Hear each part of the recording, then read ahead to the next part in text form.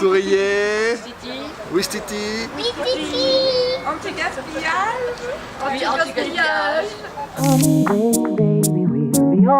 Oh baby, we'll be old and think of all the stories that we could have told. One day, baby, we'll be old. Oh baby, we'll be old and think of all the stories that we could have told.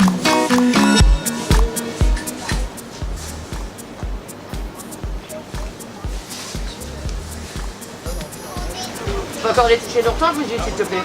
Bah oui, parce que je veux voir si mes légumes sont bien après. Mais à force, ça va être du gaspillage à force de les tâter. Alors l'idéal en fait pour éviter du gaspillage aux fruits et légumes, c'est déjà de savoir avant de prendre et avant de toucher finalement ce qu'on va choisir. Si vous voulez, les fruits et légumes supportent rarement les manipulations. Et c'est là en fait notamment par exemple actuellement les fruits d'été qui sont très sensibles vont très vite s'abîmer à la moindre manipulation. Donc dès que vous allez vouloir en fait tâter le fruit, voilà, tâter par exemple ça va être appuyer dessus pour voir s'il est ferme ou autre, ou les déplacer ou fouiller, c'est là où ça va s'abîmer. Pour nous ça va être rapidement invendable et donc on va devoir les jeter.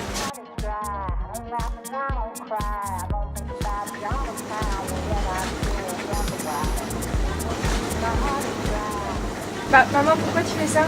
Bah, pour les garder plus longtemps au frigidaire. Bah, c'est ça, il n'y en aura plus. C'est vrai, j'allais être français. Bon, on va prendre le premier qui vient.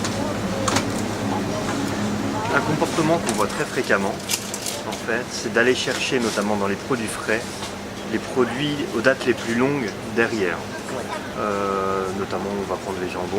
Il se peut qu'on ait un jambon qui soit valable là jusqu'au 3 juillet, et puis un autre derrière jusqu'au 5 juillet. Nous sommes le 29 juin, et vous allez le consommer ce soir. Pourquoi alors aller chercher celui du 5 juillet plutôt que celui du 3 juillet?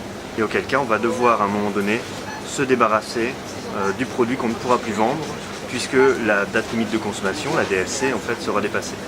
Notre conseil, en fait, c'est en fonction effectivement de son alimentation et de l'instant où on va consommer, se dire voilà, le produit de toute façon est très frais même s'il est devant, et auquel cas je prends le premier produit en fait et je ne vais pas aller chercher derrière. C'est vraiment en fonction de à quel moment je vais manger finalement cet aliment.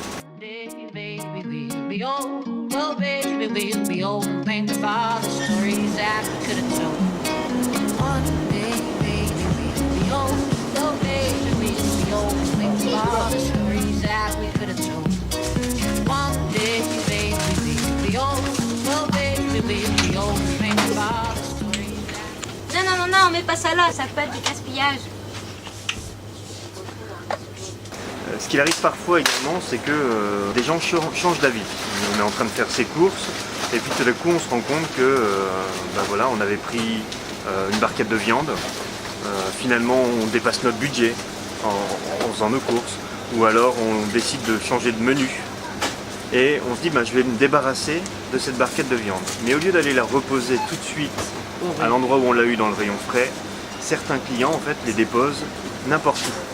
Donc dans les rayons secs, auquel cas on rompt la chaîne du froid, on est obligé dans ces cas-là d'écarter le produit et donc de le jeter.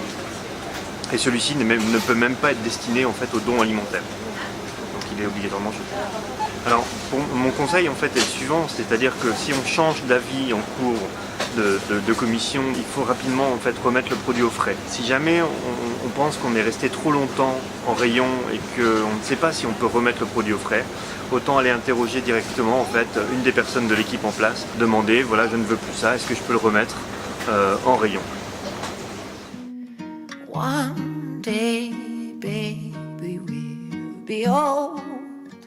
Oh baby, we'll be old. And think of all the stories that we could have told. told.